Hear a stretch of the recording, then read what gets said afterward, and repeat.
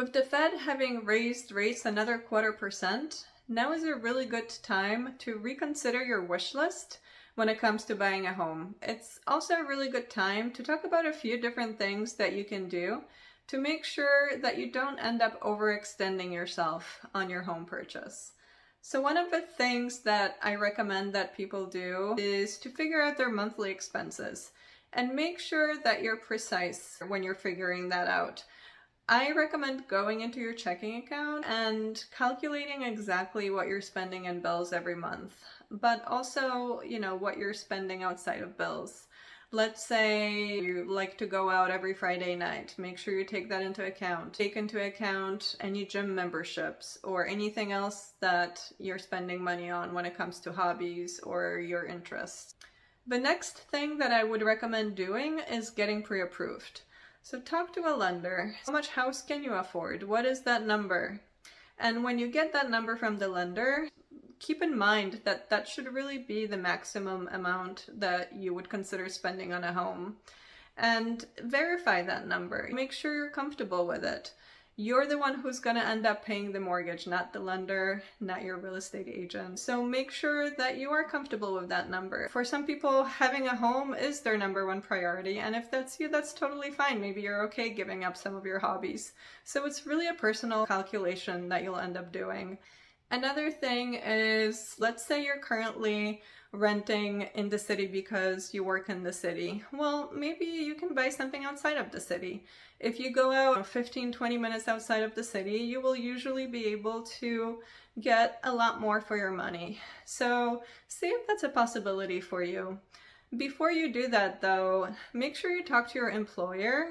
I just heard that about 1 million employees who are currently working from home are going to be forced to go back to the office in the near future. So you really want to double check to make sure that you're going to be able to have that flexibility. Another important thing that I would recommend doing is coming up with a list of towns that you would like to live in outside of the city and drive the morning commute, drive the evening commute, and make sure that you're comfortable doing that commute. Can you see yourself doing that for the next few years? If so, then that might be a good possibility for you. Another big thing is the down payment. Now, a lot of lenders will probably disagree with me on this, but I think that the bigger the down payment, the better. And there are a couple of reasons for that.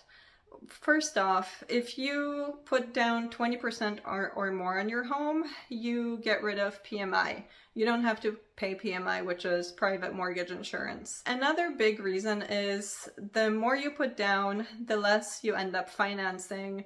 And that means that you're going to end up spending a lot less in interest over the life of the loan. If you have a 30-year term loan, sometimes at the end of those 30 years, you end up paying twice as much or even more in interest. So the more you can put down, I think the better, because you end up financing a lot less money and paying a lot less interest.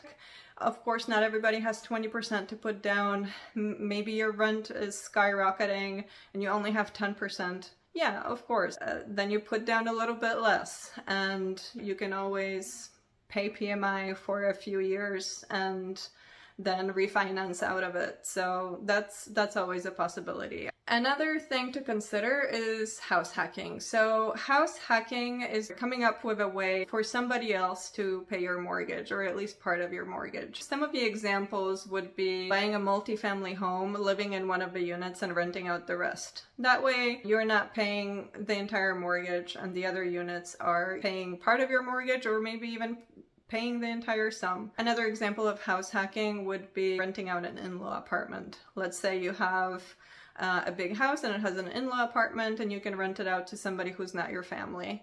Now that depends on the town, so you always have to double check with the town to make sure that's a possibility, but that might also be a consideration. The last thing to keep in mind is that according to experts, you really shouldn't be spending more than 25 to 35% of your income on housing. Some people in certain communities are paying up to 55% of their income on housing, and that is a really scary number. That's a very high number.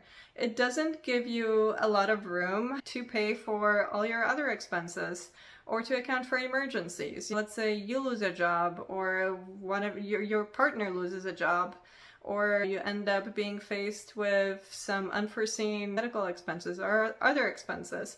That number really doesn't give you a lot of wiggle room. So again, make sure that you're comfortable with what you're spending on your home and that you don't end up overextending yourself. Maybe you don't have 5 or 10 kids, so maybe you don't need a 5,000 square foot house. A lot of us can probably do with a little bit less space than what we're accustomed to. And that might not be a bad idea, because the more space you have, the more money it takes to maintain it. You have to heat it, you have to clean it, you have to cool it. If you have some land, you also have to maintain the landscaping. Don't buy more house than you actually need, and you'll be able to save a lot of money that way as well. That's all I have for you today. Feel free to either call or email me if you have any questions, and I'll talk to you in the next video. Bye everyone.